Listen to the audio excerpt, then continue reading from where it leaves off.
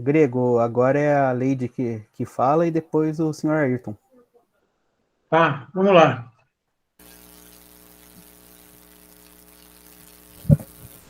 Então, pessoal, vocês estão me ouvindo direitinho aí?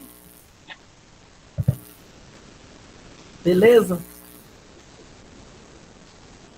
Olha só, é, eu não sei muito o que dizer. Eu tô assim feliz em estar aqui ouvindo todos vocês, principalmente para conhecer um pouco mais, né, da trajetória do grupo como um todo, assim, os caminhos, essas personagens aí tão importantes, né, inesquecíveis. Mas eu fico daqui feliz e daqui a pouco eu vou abrir uma cerveja, porque afinal de contas é aniversário, e aniversário combina com cerveja, churrasco, tira-gosto, essas coisas todas, né? Mas o que eu tenho para dizer assim para o grupo, né? Eu não sei dizer há quanto tempo eu estou mais firme dentro das discussões e propondo, né? Trazer debates, tudo. Eu creio que nos últimos 2 anos eu estou assim bem próxima, né, do crítica, justamente pela minha trajetória, né, dentro da universidade. E para além disso, né, o grego é difícil falar do grego e a relação que ele tem com o grupo e o quanto que é importante, né, manter as discussões e o quanto que essa contribuição ela vai elevando, né? Por exemplo, o meu grau de conhecimento é totalmente diferente de quando eu iniciei.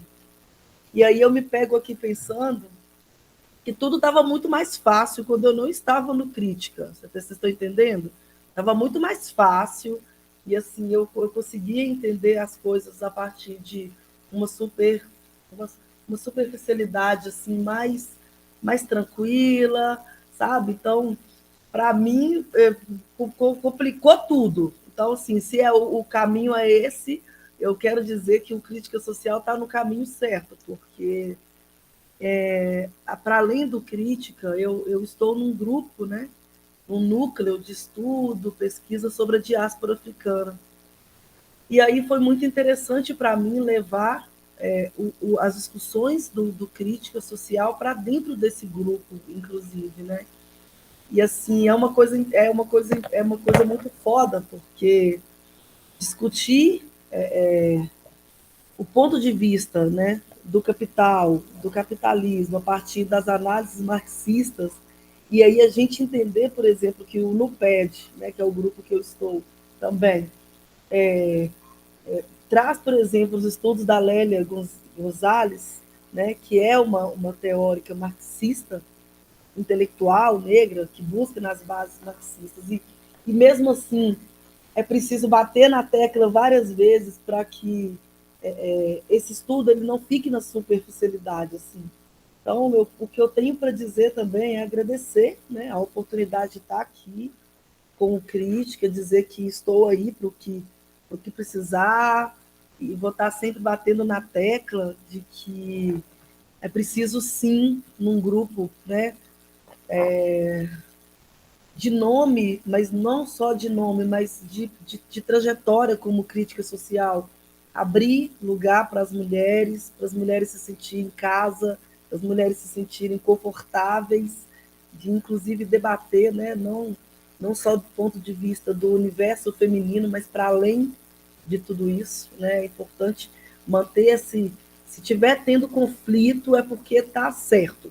Né? Se tivesse tudo na paz, na harmonia do Senhor, a gente não estaria fazendo o caminho certo, eu tenho certeza.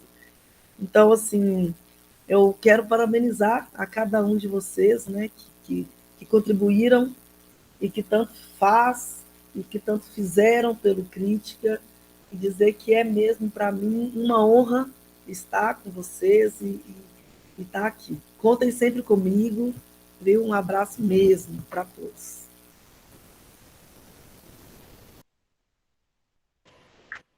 Ayrton, por favor. Oi. Então, bom, como o Grego colocou no começo, nós nos conhecemos já há muito mais tempo, como pessoas aqui em Mogi das Cruzes. Porém, a minha aproximação do grupo Crítica Social foi se dar em final de 2019, se não me engano. Então, eu participei de um encontro aqui no Espaço Síntese, um sábado à tarde, em que nós conversamos lá umas 4 horas em seguida. Como eu trabalhei em universidade aí uns 40 anos, em final de 2018 eu pedi 2 anos de licença sem remuneração para eu fazer um balanço da minha trajetória. Então, em 2019 comecei a ler textos e fazer esse balanço, e no final de 2019 acabei me aproximando do Crítica, e num sábado à tarde fui convidado para participar de uma reunião lá no Síntese, em que nós conversamos lá umas 4 horas em seguidas, assim, praticamente, porque, na verdade, tem algumas coisas que estão ligadas à teoria do fetiche, da reificação, que me interessava, e nós conversamos muito tempo fazendo esse balanço lá com o Grego, lá na época. Tinha um Humberto, estava uma turma, a Maria Alva estava lá também, então uma turma grande lá. Então, a partir desse encontro, a gente começou a se conversar e eu me aproximei do Crítica. E até foi aí que, no final de 2019, aquele amigo do Davi Rodrigues tinha aquela biblioteca anarquista que o Paulo e o Grego foram buscar lá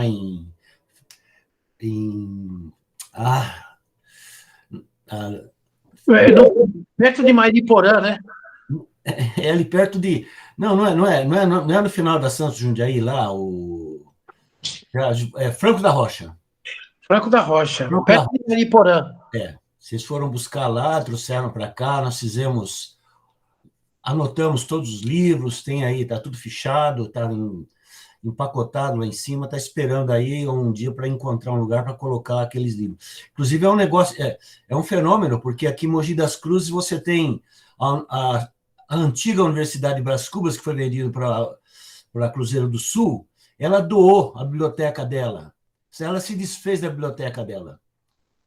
Saiu na internet, quem quisesse ir lá, passar lá e pegar o livro que quisesse levar para casa. Eu nunca vi isso, cara. Cara, uma universidade que se desfez da biblioteca, cara. Isso devia ser fechado, uma escola como essa, simplesmente deveria ser fechado, que é um desserviço à civilização, entendeu?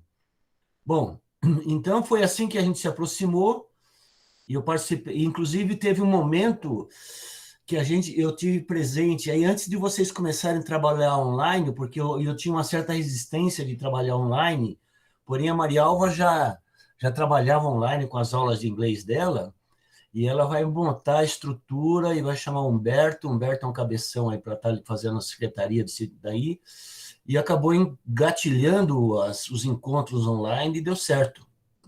Eu tinha uma certa resistência em relação a isso, mas acabei aprendendo a lidar um pouco com isso, né? Eu praticamente não tenho participado das reuniões, eu participei de muitas reuniões do grupo, acompanhei discussões, inclusive, mas depois aí tive outras tarefas sendo feitas e acabei me afastando das rodas de conversa de vocês. Mas eu tenho recebido os contatos. Aliás, eu participei de uma roda de conversa com a atual secretária de Cultura, inclusive, aí discutindo um texto de feminismo. Teve uma roda de conversa que a gente leu um texto de uma italiana, um livro sobre feminismo, a gente discutiu isso aí, né?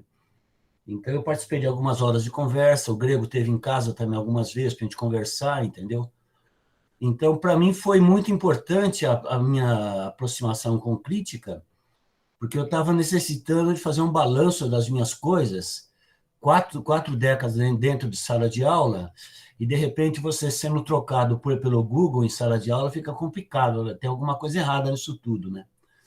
Então, eu falei, eu vou ver o que está errado, não é possível, né? Será que, de repente, você está dando uma aula lá discutindo Florestan, discutindo Marx, outras coisas, e o cara, de repente, ele acredita mais no que o Google fala do que no que você está conversando, aí tem alguma coisa errada nisso tudo, né? Então aí fui dar uma recuada para fazer um balanço. E foi bom porque eu me desliguei da universidade e continuo fazendo balanço e fazendo outras coisas.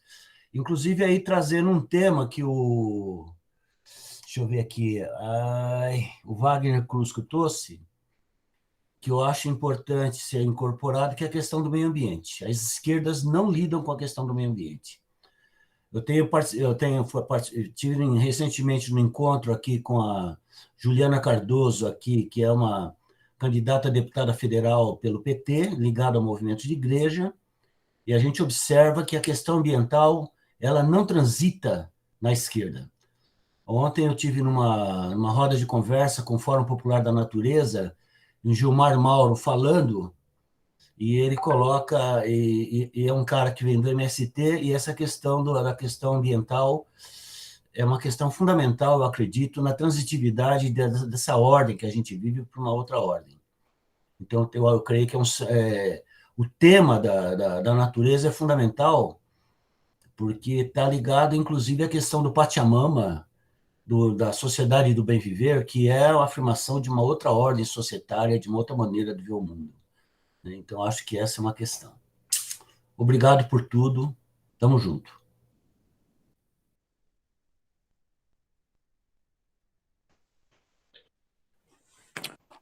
Gente, estava falando com a Maria Alva ali no chat, da gente aproveitar antes que mais alguém precise sair por conta do horário, para a gente tirar uma foto aí, quem está no computador, que dá para pegar a tela toda, para a gente tirar uma foto, aproveitar esse momento aí. Você tira, ô Mari? Você consegue tirar a print aí? Não, mas alguém consegue tirar a print da tela? Melhor. Você consegue? Alguém consegue tirar a print aí da tela? Quem está no computador? Consegue? Rafael, você está no computador? Sim, eu consigo tirar print, só que não aparece todo mundo, né? Deixa eu aumentar aqui o número, peraí. É porque eu tô no celular também não. O celular é pior. Ô, gente, só avisa pra gente fazer X, sabe? O X. No mínimo. Põe o copo de cerveja aí, Leide. Cara. Põe o copo de cerveja aí. Mas se não aparece todo mundo com aquela cara assim, tá quase morrendo. O que é isso? Não é velório. Atenção, agora eu consigo. Aí, o Rafael vai tirar. Ô, Leite, põe um copo de cerveja aí, ó. Não vou colocar, não, vou ficar parecendo que eu sou a única cachaceira do grupo. Tô fora. Não, é que eu esqueci de pegar, né? Tá bom, então vai. Espera aí um minutinho. Todo mundo sorrindo aí.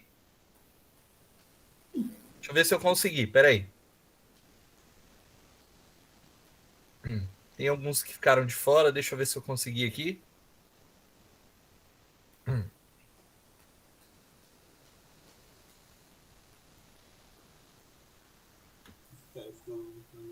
Congelou. Deu certo. O Humberto, ele tá desligado, né? Mas eu consegui tirar um print aqui com todo mundo. Ô, Humberto, cadê você? Nossa, mano, o Humberto não pode faltar. Tá vacilando, deve estar sem camisa, né? Aí ele fica envergonhado. Eu não vi o Paulinho também. Cadê o Paulinho? O Paulinho tá entrando e saindo, acho que a internet dele tá... Tá oscilando, né? Eu vou salvar aqui, eu vou tirar mais uma, vou salvar aqui. Vou deixar lá... no nosso acervo. Naquela pastinha lá. Combinado? Ótimo. Você vai tirar a última? Já tirei. Aê. Fechou, então. Tem mais alguém com a mão levantada aí? Alguém mais gostaria? Eu só queria dizer mais uma coisa. Deixa eu só fazer um novo aqui, pôr a foto nova aqui para dizer essa última coisa. O Eduardo Galeano, viu, Grego? Ele tem uma alegoria que ele fala de um pai que leva um filho para ver o mar pela primeira vez. Não sei se você já viu essa alegoria. Não. E ele leva o menino pro alto de um penhasco e mostra, né, o mar para o menino, e o menino cutuca o pai e diz, né, para o pai, né, ensina-me a ver.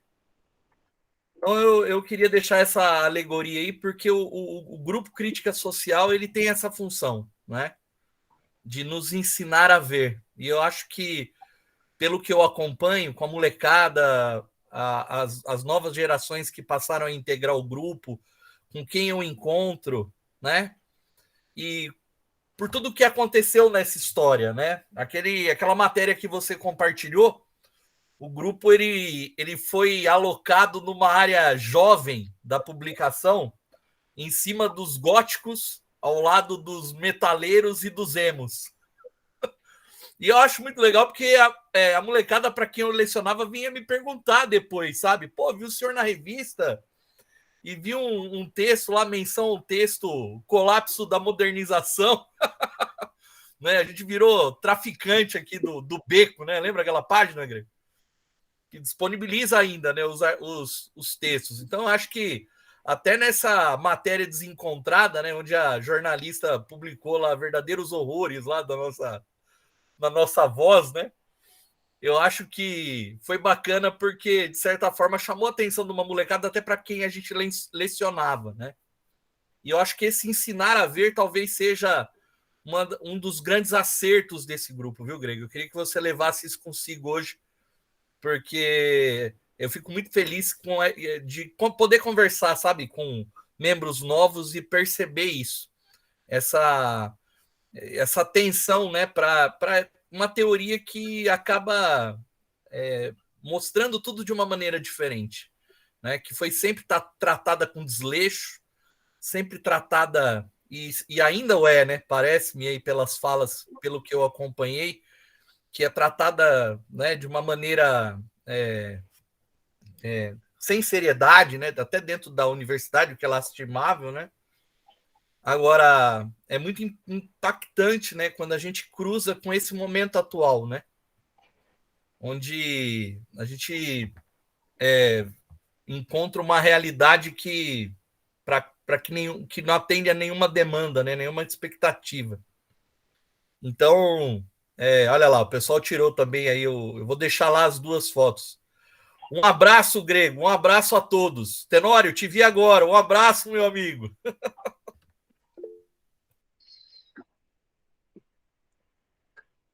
Eu só quero dizer uma palavrinha aqui que eu acho que é importante para a minha história. O Crítica, para mim, é mais importante porque eu cheguei à universidade graças ao Crítica. Isso eu tenho que dizer. Eu faço questão de dizer isso dentro da universidade. O Crítica, para mim, do ponto de vista daquilo que eu faço dentro da universidade, é a minha referência. É o meu ponto de chegada e o meu ponto de partida.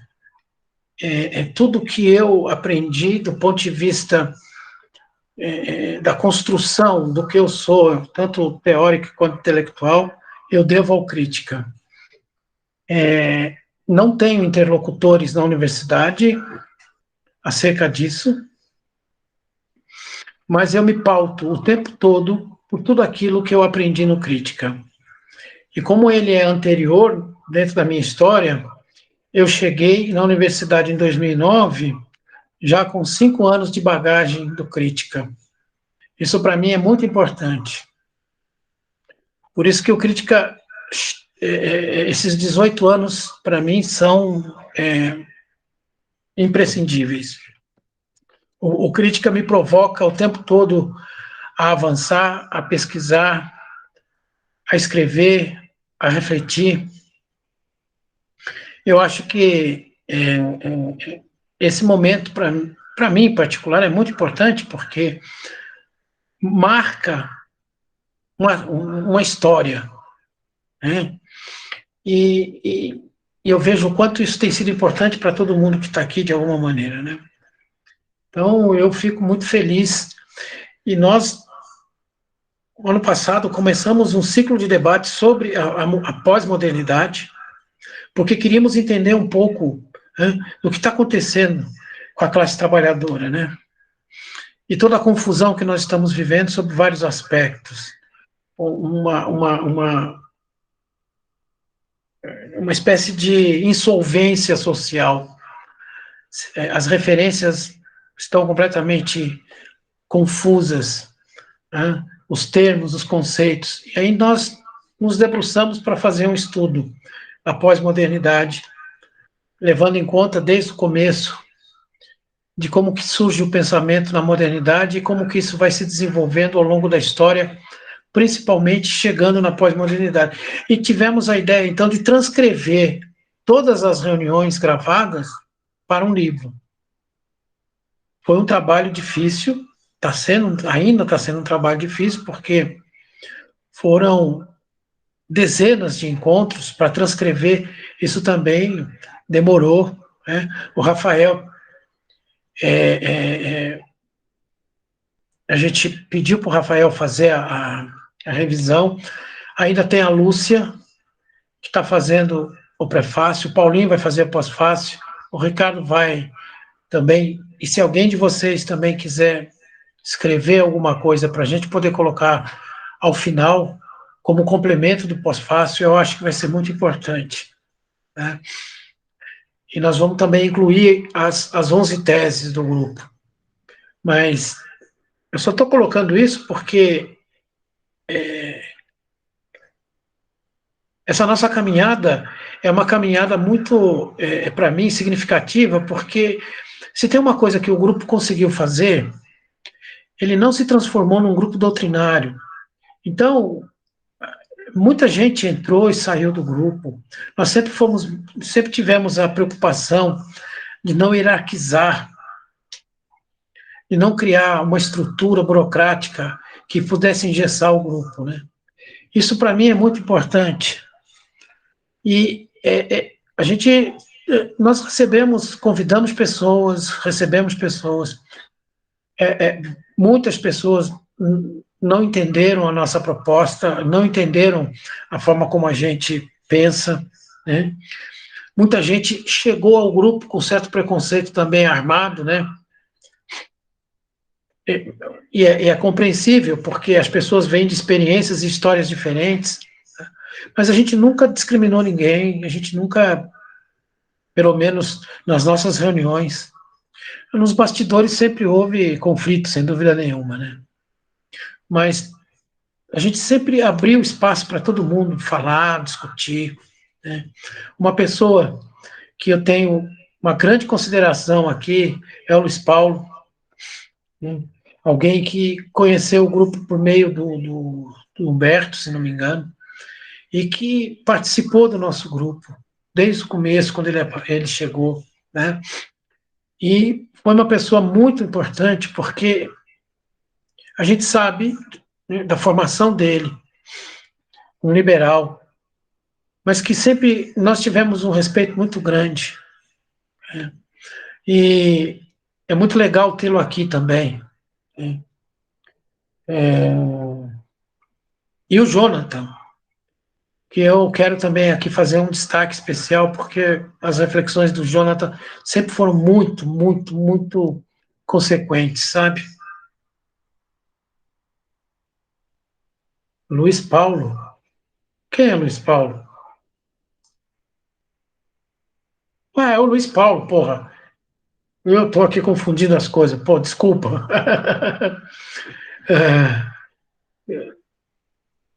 Às vezes eu fico meio assim, mas é isso. Ô, Silas, fala aí um pouco do nosso livro. Bom, primeiro eu Deixa queria... eu só fazer uma Fala.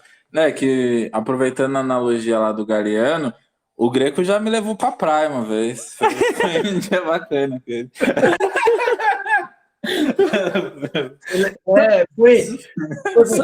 Só tinha um Pi de jovem. Não, o Pi era... Quem foi feliz? O Pi era o único jovem. Não, era eu, o Pi, o Paulinho, quem mais? Nós fomos pra praia, bicho. Só uma dele. Você também foi, não foi? Eu fui. Foi. Mas não tinha lugar para mim no carro. Nossa, o ódio, filho. O ódio subiu aquele dia. Velho é uma desgraça, gente.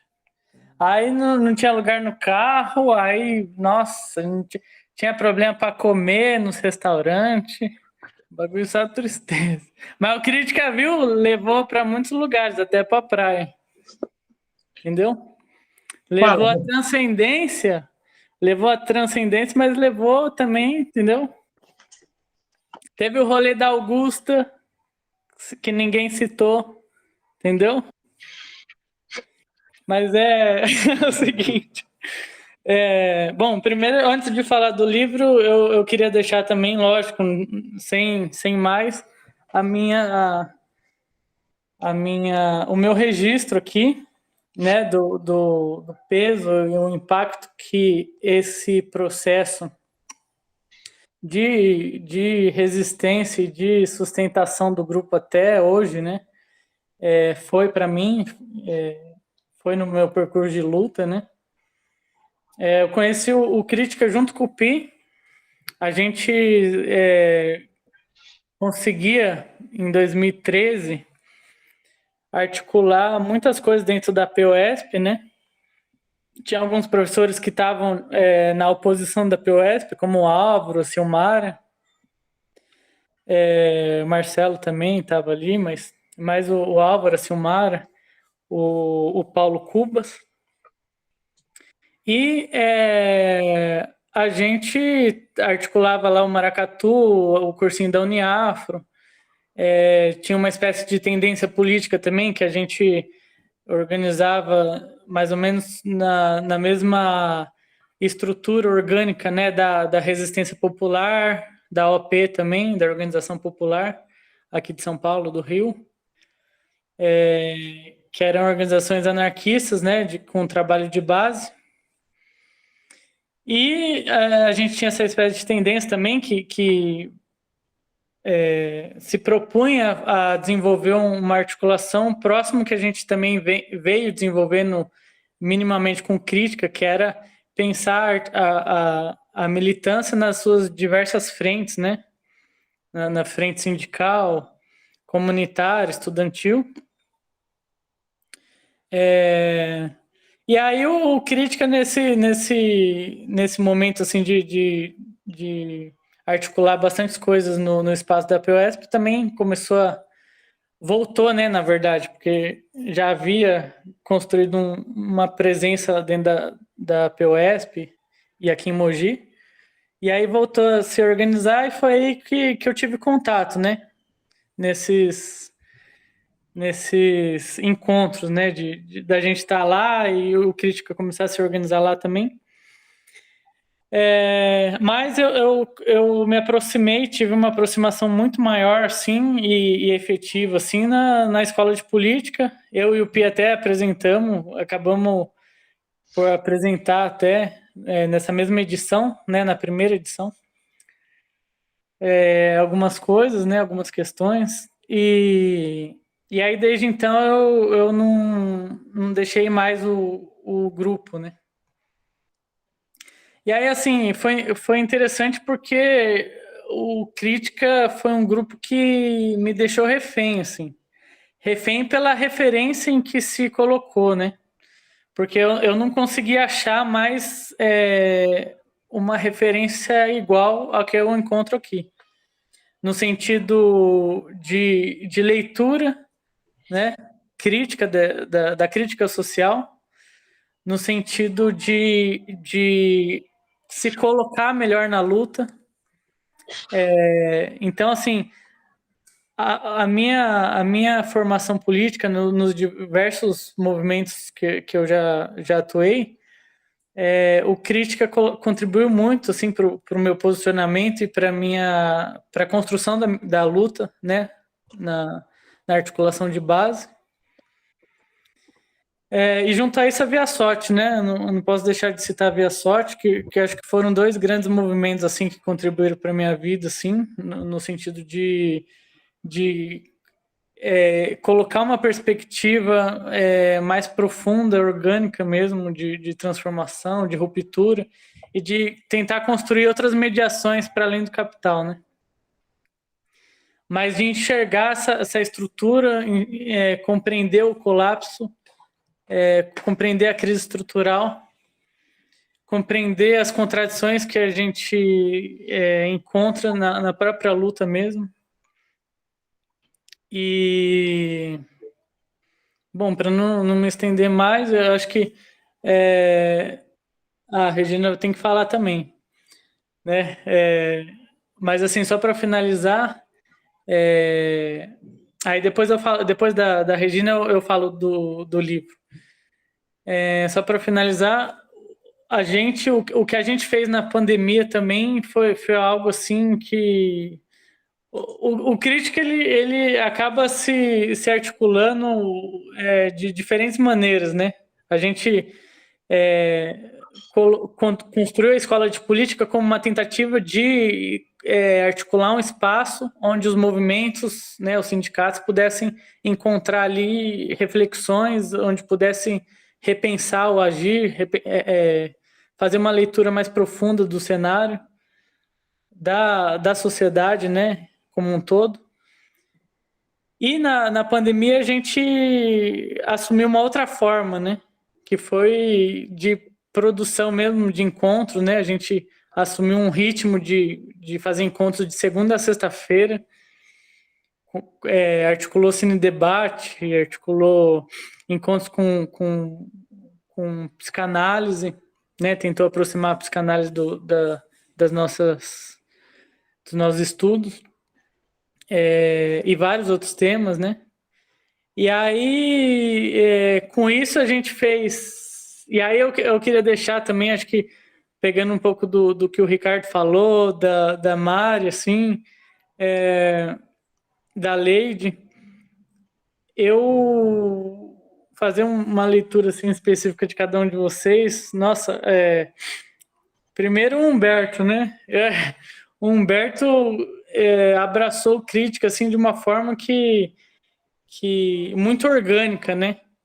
Ele estruturou o crítica assim na questão organizativa, de contribuição mesmo para divulgação, para didática mesmo do grupo, desde que ele se aproximou, assim, e principalmente na pandemia, né? O grego, eu acho que, sem dúvida, repito aquilo que o Ricardo colocou, acho que o maior didático que eu já conheci, né? E a maior capacidade de análise que eu já tive contato, assim, pude ter contato. E, para além disso, um grande amigo, assim, um grande amigo que esteve comigo, nossa, em muitos momentos, assim, difíceis, que nunca abriu mão. O Paulinho também nunca abriu mão de estar comigo, de estar nos momentos mais difíceis. A Mari, nossa, uma grande querida, produziu também bastante durante a pandemia. A Regina também esteve presente com a gente, nossa, durante o processo pandêmico inteiro, assim, no aconchego, né, que a gente teve na pandemia. Foi um grande aconchego, porque estava todo mundo agoniado em casa, todo mundo, né, imóvel, né, e inflexível, assim, e a gente se encontrou ali acho que fez um bem muito grande, assim, em todos os aspectos, né? Para as nossas aflições teóricas e para as nossas reflexões afetivas mesmo, né? E a Leite, que me acolheu muito bem quando eu fui para Minas, nossa, eu fiz aí uma grande amizade por confiar também os seus filhos, que eu fiz amizade também, os dois pequenos dela, me acolheram muito bem. Então, assim, o crítico é isso, é tudo isso. Teve a praia, teve o rolê da Augusto, o bagulho é louco. E assim, só para... Bom, vou passar a palavra para a Regina e depois eu falo do livro. Que daí já fecha os registros aí, depois a gente fala do livro. Fala aí, Regina. Oi, gente. Estão me ouvindo? Estamos. Se você puder falar um pouquinho mais alto. É que eu tô com o áudio aqui meio complicado. Deixa eu ver se eu aproximando do bocal sai mais nítida a voz. Bom, como é que eu encontrei o Crítica? Primeiro eu conheci o Paulinho. Ele tinha feito mestrado e estava fazendo já o doutorado para a Lúcia também. E aí eu tomei conhecimento do mestrado dele, que fala sobre escola pública. E nós convidamos ele para fazer uma palestra na UESP Tatuapé. E desde então que a gente, né, iniciou um diálogo, porque eu sempre tive uma preocupação muito grande como militante da PUES. Eu sempre achei que nós tínhamos uma formação teórica muito precária.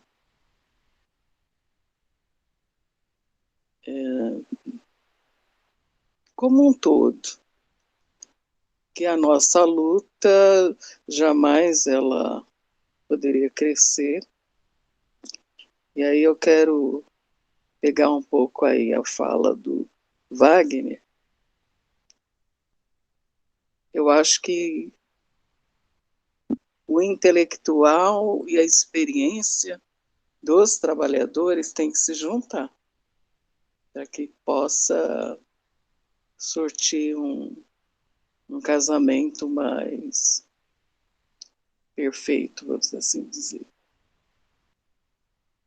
E eu, dentro da PUESP, Tatuapé, eu estava procurando pessoas para ajudarem a gente na formação teórica. Mais ou menos na mesma época, eu conheci o Cláudio Duarte através da Amélia, professora lá de geografia. Que, aliás, ela que me indicou o Cláudio. Ela falou assim, o Cláudio também é professor como você,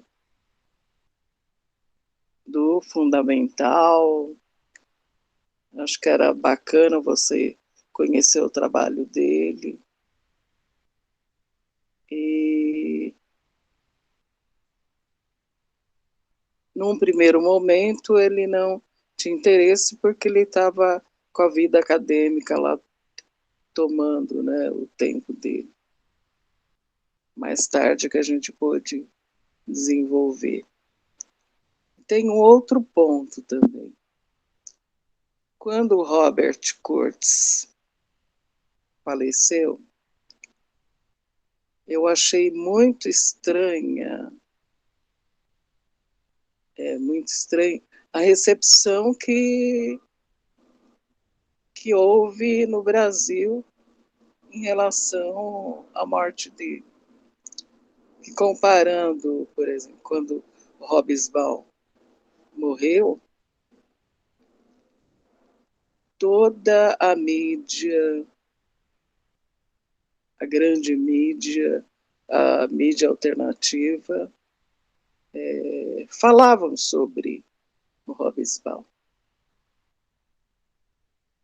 E o Robert Kurtz teve uma única publicação, que foi lá em, acho que Pernambuco, se não me engano. Foi de um jornal regional que noticiou a morte dele. E eu achei estranho aquilo, né?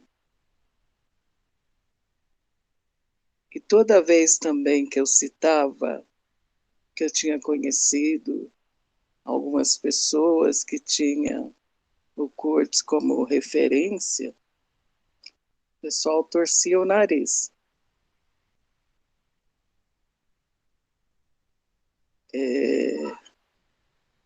Principalmente porque eu acho que no meio da esquerda a gente está com muito, sei lá, eu stalinista. E aí a referência dele não é bem recebida. Então foi muito essa curiosidade. Aí pensando nessa questão, né, que o Paulinho pudesse ajudar a gente na formação lá da subsede, aí que eu conheci o Grego. Grego, Silas. Eu não lembro se o Pi estava junto, mas o Paulo. Tinha mais algumas pessoas que eu não lembro. Foi o dia do rolê da Augusta aí, ó. O Pi tava também. O Pi estava? Tava. Ah, tá, então. É que eu tinha dúvida se eu tinha conhecido ele no curso lá de vocês de Mogi ou na subsede lá da... É que depois da subsede a gente foi lá para a Livraria Futuro, lá na Paulista. Uhum. Eu convidei várias pessoas da subsede para estarem comigo, né? Ouvirem o que vocês têm a dizer, uma proposta também para vocês trabalharem a nossa formação. Mas eu não consegui a adesão de ninguém naquele momento. Assim, sempre tive muita dificuldade, né, de colocar certas questões, porque tinha uma companheira lá do PCB, da unidade classista, que ela falava para todo mundo que eu era de direita, inclusive para o Álvaro. E eu falei, eu acho que ela nem sabe o que é direita ou esquerda. E nesse sentido eu falo, como é que a gente pode avançar na luta com tamanho desconhecimento? E aí que a gente estava tentando, foi aí que eu acabei encontrando o Crítica, né? Comecei a participar aí de alguns encontros. E eu acabei me afastando por problemas pessoais da subsede, me aposentei. Eu fiquei apenas 31 anos na mesma escola. E quando o Grego me convidou, eu fiquei muito feliz de rever vocês, saber que está todo mundo aí firme e forte. Eu acho que uma questão que a gente deve destacar é a PUESP como um campo de atuação, né? Vocês em Mogi, Poá, se não me engano, não é isso? Eu aqui no Tatuapé tive pouco sucesso, mas houve uma tentativa, pelo menos. Tá. E era isso, gente.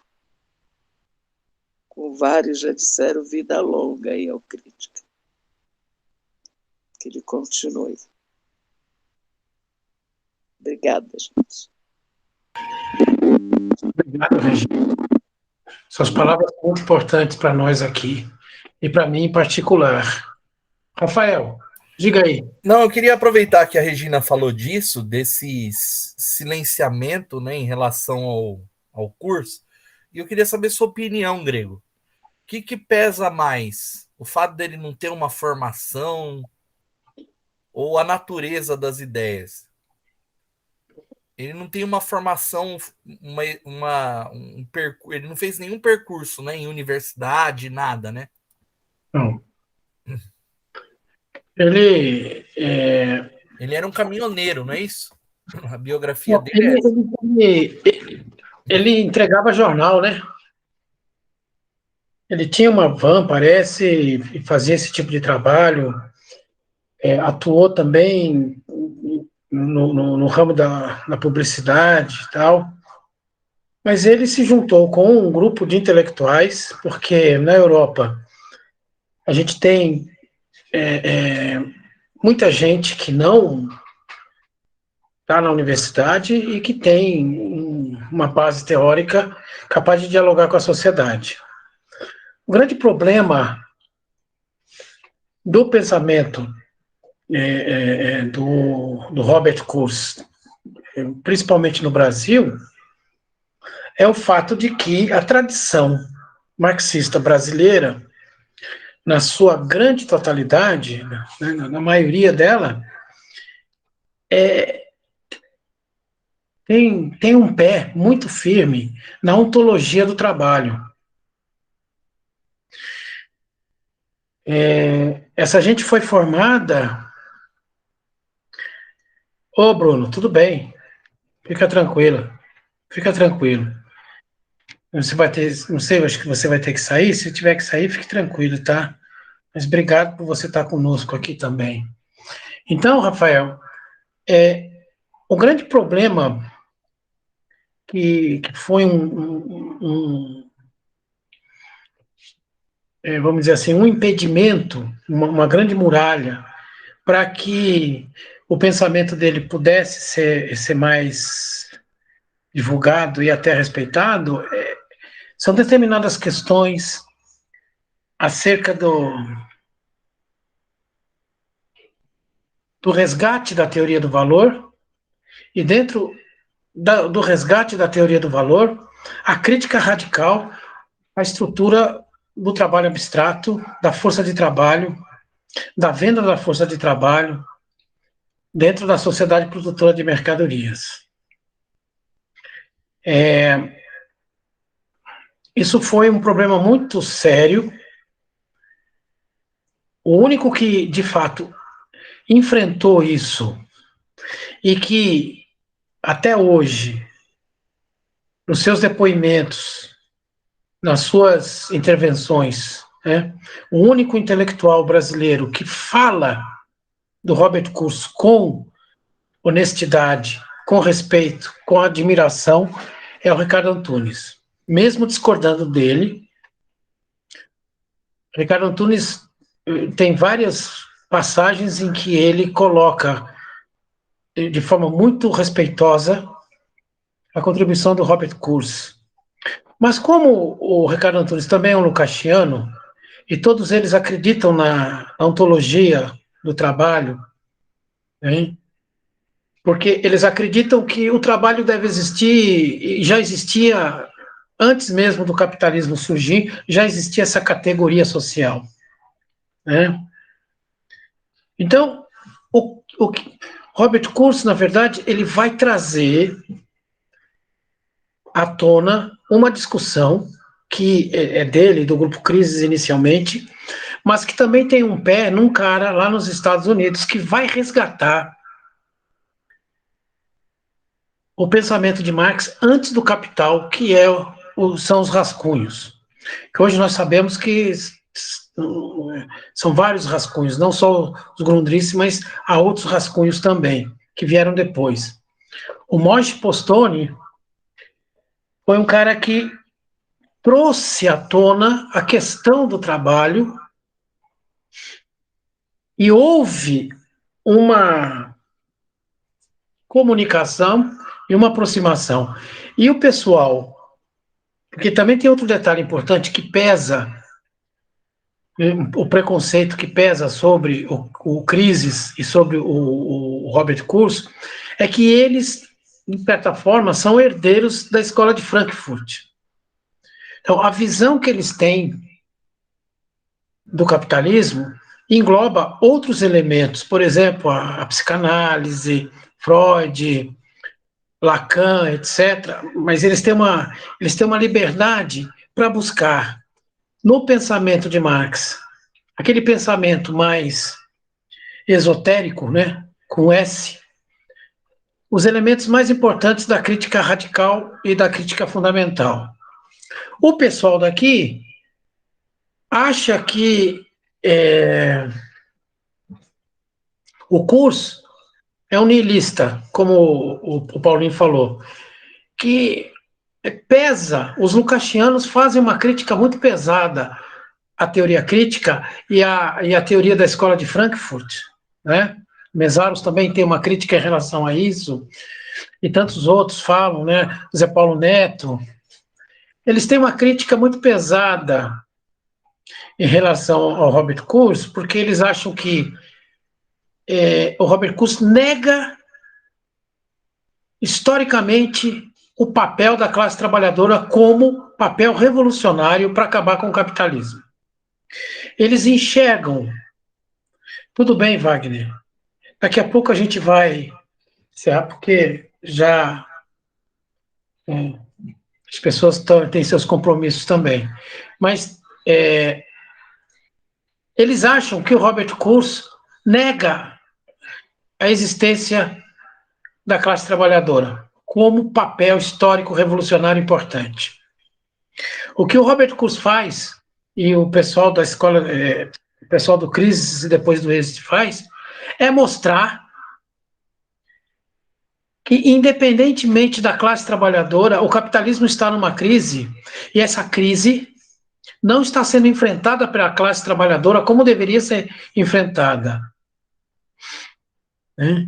E que nós estamos caminhando para um colapso, porque quando o Robert Kurz fala do colapso da modernização, ele está falando que a queda da União Soviética é o início do colapso do próprio capital, e não o colapso de uma economia, digamos, alternativa ao capitalismo, mas é o próprio fim do capital, o começo do fim do capital. E evidentemente que a maioria dos teóricos no Brasil não acredita nisso, porque acredita que a única classe, historicamente, destinada a acabar com o capital é a classe trabalhadora. Não vê que o capitalismo segue para o seu colapso, independentemente das ações da própria classe trabalhadora. Isso não quer dizer, né? Isso não quer dizer que a classe trabalhadora não tem um papel importante. Ela tem um papel fundamental. Porém, o que o Marx coloca, o que o Kurz coloca é aquilo que o Rui Fausto também coloca. Nos Grundrisse, Marx mostra que o capitalismo vai seguir para o seu colapso independentemente da ação da classe trabalhadora. A lógica interna do capital empurra a sociedade para o seu colapso. No Capital, Marx precisa dar um recado para a classe trabalhadora, então ele coloca a questão da classe trabalhadora em conjunto com o colapso do próprio sistema, a crise estrutural do próprio sistema. Então existem... Marx tem duas visões nesse sentido. Uma, que o progresso da ciência, da administração, dos meios de produção, leva o capital à sua própria destruição. E, de outro lado, no Capital, Marx advoga que essa crise ela é real, ela vai acontecer, mas que é importante colocar a classe trabalhadora dentro desse processo. Então, o grande nó da discussão da crise é onde está a classe trabalhadora, qual é o papel dela histórico dentro dessa crise. A classe trabalhadora tem um papel, tem o poder de empurrar o capital para sua destruição.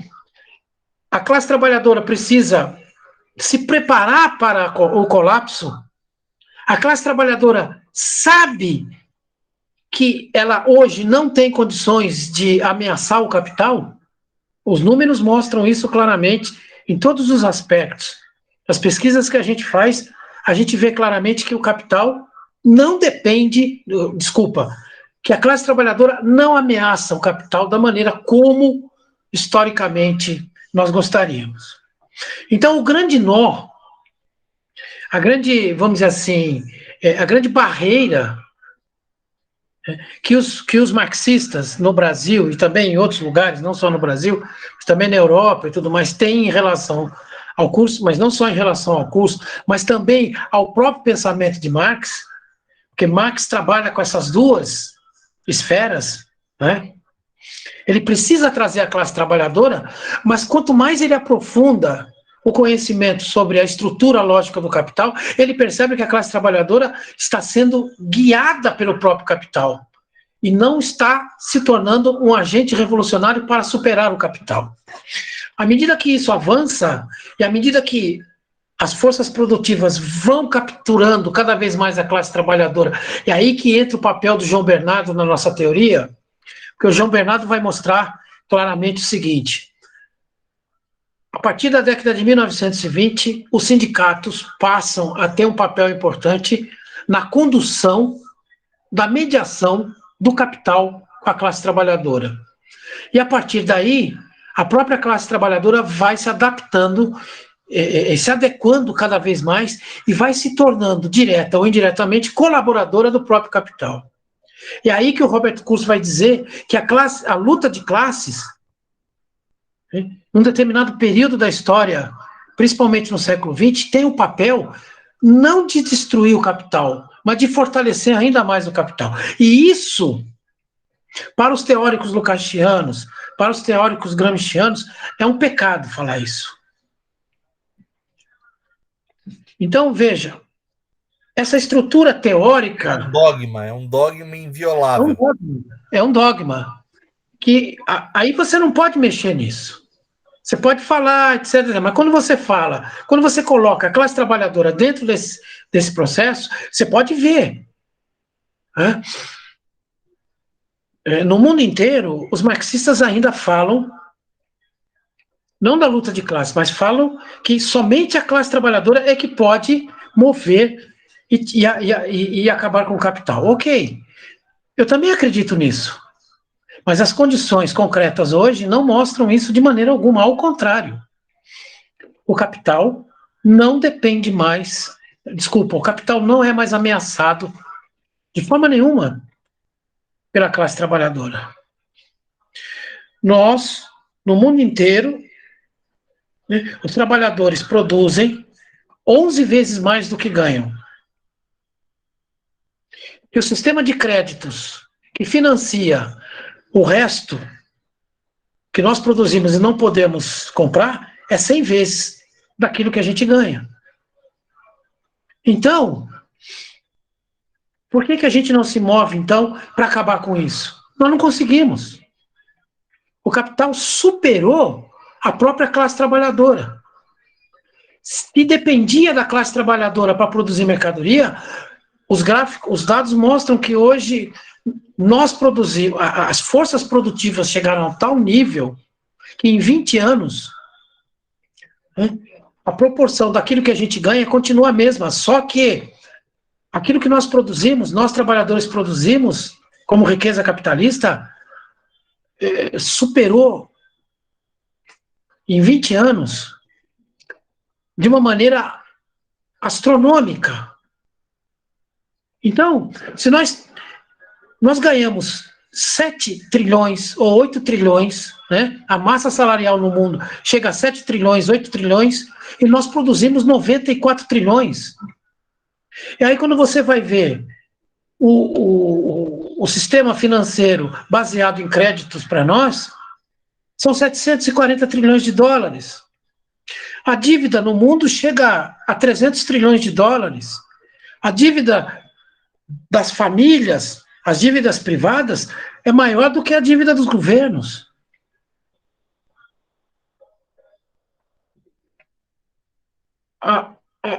As 500 maiores corporações do mundo têm uma receita maior do que todos os países juntos. 188 países no mundo. Isso é um absurdo. Imaginar que nós temos a capacidade de enfrentar isso, nós não estamos conseguindo mais. Então, o pior de tudo é que o capital está arrumando sozinho para sua autodestruição, sem que a gente faça nada. A gente não consegue acabar com isso. E não tem salvação.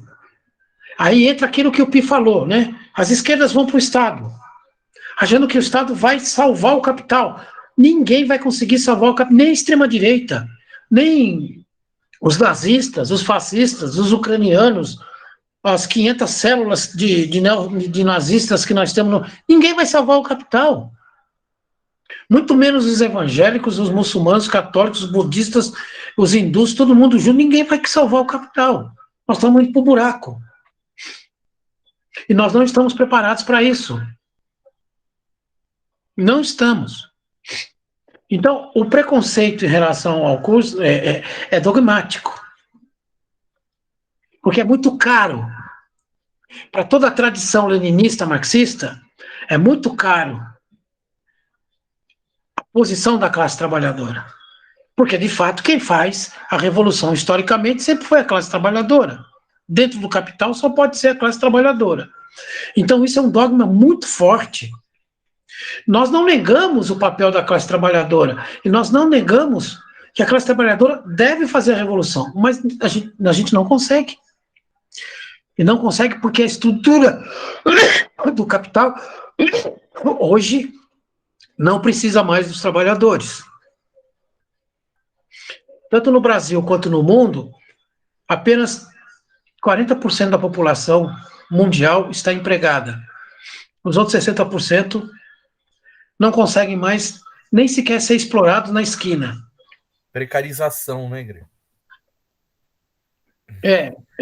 Além disso, 24% de toda a força de trabalho empregada no mundo está na China.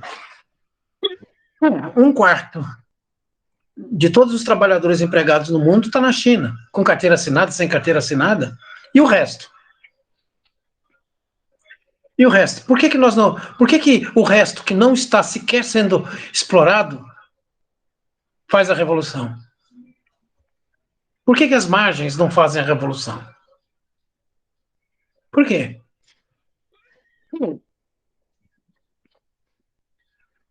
E de toda a classe trabalhadora empregada no mundo, apenas 40% são mulheres, no mundo inteiro. O resto são homens. No Brasil, na China, em qualquer lugar. Você vai ver a série histórica, de 20 anos para cá, as mulheres não conseguem mais empregos do que os homens, em lugar nenhum. O fato de você ter mulheres bem formadas, com capacidade profissional, etc., dá a impressão de que está aumentando o número. Não está. E o pior de tudo é que, se você tem apenas 40%, 38% a 40% das mulheres empregadas, significa que você tem uma massa de mulheres que não vai ser empregada, jamais vai ser explorada pelo capital, e é a base da própria estrutura do sistema. É uma coisa medonha isso. E a tendência do capital não muda. Não há governo, não há instituição, não há partido, não há sindicato, e muito menos as empresas que contratam mais mulheres. A tendência é manter isso. Eles falam em grande reset agora. Eles acho que querem voltar o capital para o século XIX. Querem. Mas eles querem voltar ao capital do século XIX, por quê? Porque a exploração relativa, aquele tipo que a gente chama de mais-valia relativa, aumentou demais a produção, a capacidade produtiva. Só que essa capacidade produtiva não está gerando valor, porque agora em escala o valor começa a decair. E a tendência é chegar a zero. Então, o que eles fazem? Eles começam a retomar, como você falou, reset, eles retomam a exploração absoluta. Vamos explorar os corpos das pessoas diretamente, para ver se a gente consegue arrancar de novo capital e valor em cima disso. Mas não vai conseguir também. Não vai. Esse é o drama. Essa é a tragédia do capital. Que esse pessoal não consegue ver dessa maneira como a gente vê. Mas os dados, o mais interessante é que os dados da economia mundial, economia do Brasil, mostram exatamente isso que Marx apontou que ia acontecer como tendência. Não tem saída.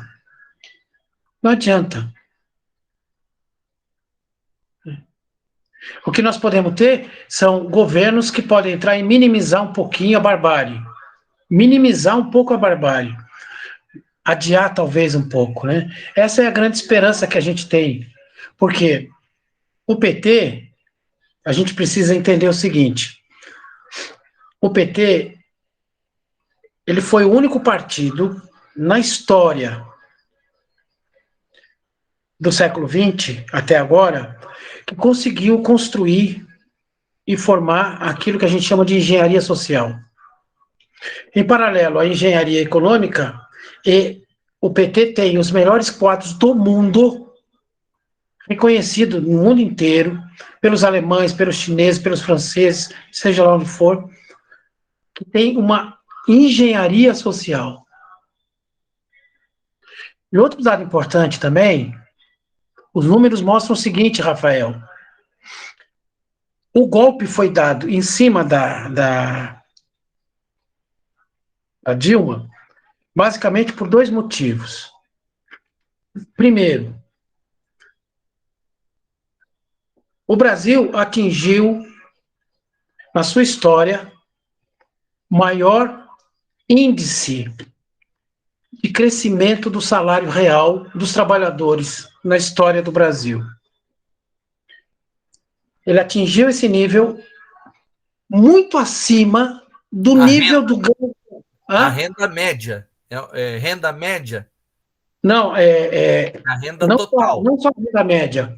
O que eu quero dizer é o seguinte: o aumento de salário, sim, gradativamente foi maior do que o ganho de capital. Sim.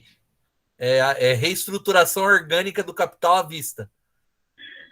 Então, os salários aumentaram proporcionalmente maior do que a rentabilidade do capital, da produção de valor. Esse foi o primeiro ponto.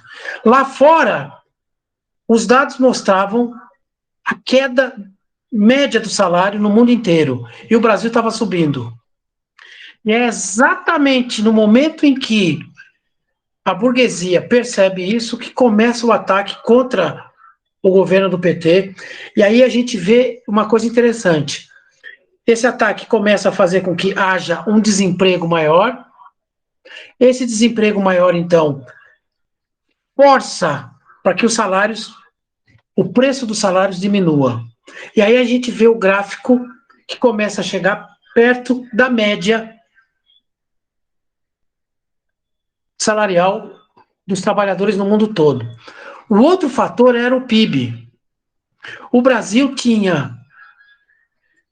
a participação dos salários no PIB no Brasil era maior, em média, do que no resto do mundo. Precisava mudar também isso e chegar perto da média. E eles conseguiram fazer isso. Conseguiram fazer isso em 6, 7 anos, conseguiram. Rapidamente, eles foram eficientes para fazer isso. Então, hoje, os dados mostram que a participação do salário no PIB, no Brasil, está se aproximou rapidamente da participação mundial. O Marx já via em séries históricas, né, Grego? O Marx já via isso em séries históricas. Pois é. Então, esse é o ponto. Petrobras e tal, isso veio depois. Mas o ponto principal era que o preço da força de trabalho no Brasil, em relação ao mundo, era maior. Ia continuar assim. Até porque o Brasil, há pelo menos 25 anos, está num processo de desindustrialização, um processo de urbanização rápida e um processo também de desmonte da força de trabalho no campo, né, que começou lá em 95 com 25% da força de trabalho na agricultura, hoje está em menos de 9%. Então você tem uma queda, sim, você também tem uma queda dos investimentos na agricultura e na indústria. Hoje, o setor... Sabe quem que o agricultor de Mogi condena pela falta de trabalhador no campo? Quem? Os programas de assistência social. Esses dias eu estava ouvindo 2 conversando sobre isso. Pois é. Uma fila de gente na Caixa Econômica Federal e ninguém quer ir lá trabalhar para a gente. Eles criticam esses programas de transferência de renda. Eles acham que só isso é que tirou o braço. O grande problema é a falta de braço, né, Grego? Desde sempre. Exatamente. Eles precisam de mão de obra. Eles precisam da força de trabalho. Mas eles querem a força de trabalho barateada, porque a grande luta política dentro do capital é baratear a força de trabalho em vários níveis, em várias frentes. A frente legislativa, a frente sindical, a frente da justiça. São várias frentes. Então, o Brasil hoje está chegando, tragicamente, aos mesmos níveis mundiais de informalidade, os mesmos níveis de precarização, de trabalho por conta. O que o golpe de 2016 fez foi um projeto, um plano de adequar e fazer com que o Brasil chegasse aos níveis mundiais de desemprego, porque o desemprego no mundo é muito menor do que no Brasil. Então, para poder forçar o barateamento da força de trabalho para chegar nos níveis mundiais, foi necessário criar um programa gigantesco de desemprego. É a reestruturação, a tentativa de reestruturação do capital. Então você empobrece e o setor que mais tem investimentos no Brasil, só para você ter uma ideia, são serviços, não é a indústria nem a agropecuária. Porque a agropecuária não precisa de investimentos, ela é autônoma, ela tem capacidade tecnológica igual dos Estados Unidos. Por isso que o Brasil é o maior produtor de grãos e commodities do mundo, né? Mas eles então, não têm braço, viu, Grego? Eles não têm braço. Durante esse governo do Bolsonaro aí também teve massa de gente, viu, deslocada. 5 mil trabalhadores. A gente não está vendo tudo isso, isso não sai no noticiário. Mas o negócio está bravo. Gente sendo levada para o campo aí quase que à força. Exatamente. Está bravo. Eu não sei se vocês estão acompanhando isso, mas é grave. E olha, aí o que acontece? Essa engenharia social, a burguesia reconhece a importância da engenharia social. Porque o PT tem essa especialidade. Tem quadros altamente especializados, treinados, preparados para desenvolver engenharia industrial. E talvez, a burguesia tenha chegado à conclusão de que é hora, de novo, de trazer essa administração com essa engenharia social necessária para barrar... O Grego, como falou o nosso amigo João Alberto, né, o PT ele administra o capital melhor do que a direita e que a burguesia, né? Ele administra o capitalismo para valer. Exatamente. Ele é muito eficiente na administração da crise social que se abate, né, por meio dessa lógica capitalista. E ele é muito capaz. Porra, os chineses vieram aqui para ver o que o PT fazia, os alemães vieram, outros também vieram. A América Latina toda, depois do PT, seguiu um pouco essa engenharia social. E os capitalistas sabem que essa engenharia social é importante. Não dá para manter essa estrutura do Paulo Guedes por muito tempo. Essa lógica de sugar, sabe? Não. Por isso, exatamente, essa aliança. Porque o Lula sabe que para reimplantar uma engenharia social, ele não vai poder fazer isso sem ter um braço da burguesia junto. Desde que o Lula não fique doente, né? Ou então aconteça como aconteceu com o Tancredo, né? Aí sumiu o Sarney. Mas isso é importante. Por outro lado, você tem um grupo de capitalistas que tem investimentos lá fora, né, que, só para vocês terem uma ideia, segundo o Banco Central, apenas 64 capitalistas têm de investimento lá fora 230 bilhões de dólares. Se você juntar com os outros investidores que têm menos de 1 bilhão, o total de gente que tem dinheiro em paraíso fiscal, Ilhas Caimã, etc., chega a 560 bilhões de dólares. $500 bilhão os caras têm lá fora. E não passam de 15 a 16 mil investidores. E o que eles estão fazendo agora? Com a PEC que o Temer colocou de 20 anos, o ano passado, só para vocês terem uma ideia, 51% de tudo que o Estado arrecadou foi para amortizar a dívida.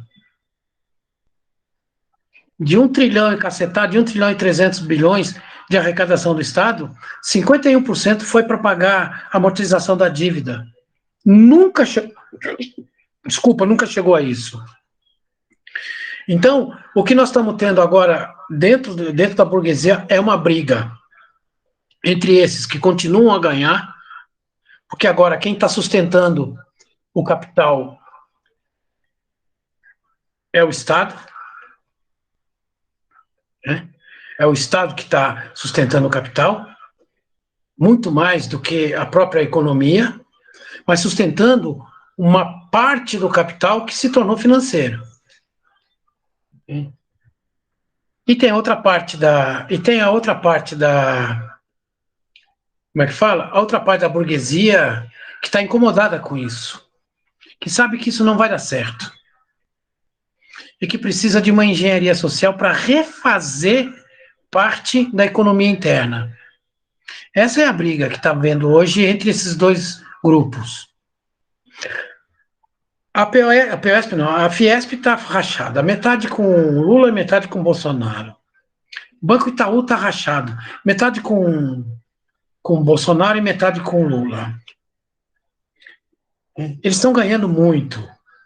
Nunca ganharam tanto. Aliás, estão ganhando mais do que ganhavam com o PT. E com muito mais segurança. Bom, mas essa reunião não é para discutir questões teóricas, né? Era mais para a gente poder ficar à vontade e falar do nosso aniversário. Eu, particularmente... Pois não. Só um adendo nesse ponto, assim, é que eu tive uma matéria com o André Singer, né, que é um dos principais históricos do PT, e ficava muito colocado, assim, né, pensando na crise atual do capitalismo, esse problema de que, por um lado, a financiarização, o rentismo, depende muito dos títulos da dívida pública, da estabilidade e de um certo controle sobre os estados para garantir essa financiarização. Por outro lado, isso não ter vida longa, tipo, de forma alguma, porque se você aplica uma agenda de austeridade e por aí vai, você não consegue produzir crescimento. O próprio Estados Unidos não pratica essa agenda de austeridade que é vendida para o Brasil e afins, mas na prática, enfim, né, você tem os privilégios do dólar, etc., mas na prática você tem, por um lado, essa lógica de financiarização, de rentismo, que no curto prazo tenta fazer o Estado sustentar o capitalismo, a população, mesmo sem o crescimento, mas por outro lado é isso, você não consegue crescer sem investimento, sem que de fato a economia real gire alguma coisa. E aí a gente vê, na verdade, essa coisa encurralada, né? Porque, enfim, aí tem as outras dificuldades, acho que do próprio crescimento, mas o que a gente vê hoje no modelo do Temer, etc., tipo, é um crescimento pífio, que também daqui a um tempo o Estado, de modo geral, vai ter quebrado, não tem como ir se arrastando isso também.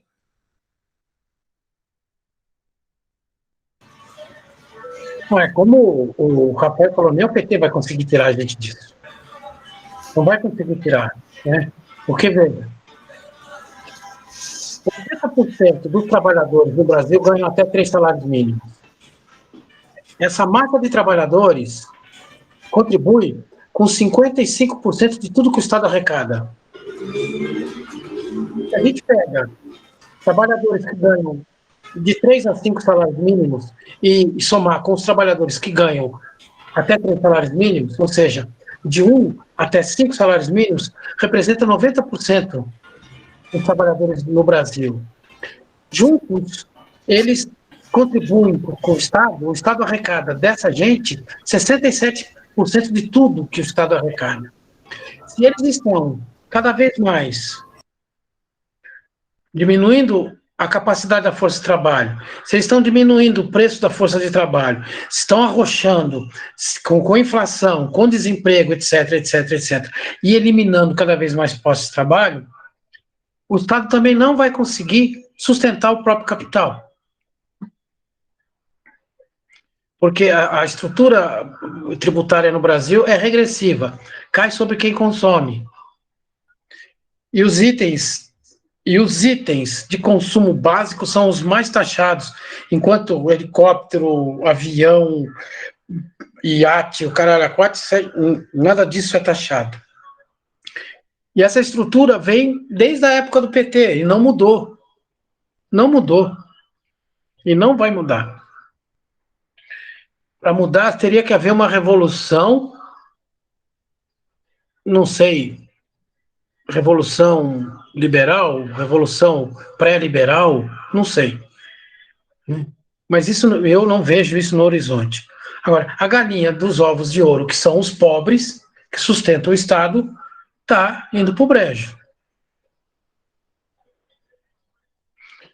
Bom, mas vamos lá. Ô Silas, fala do livro aí para a gente poder também encerrar, que já estamos aqui um bom tempo. Peraí, mas eu vou cancelar essa gravação e começar outra, tá?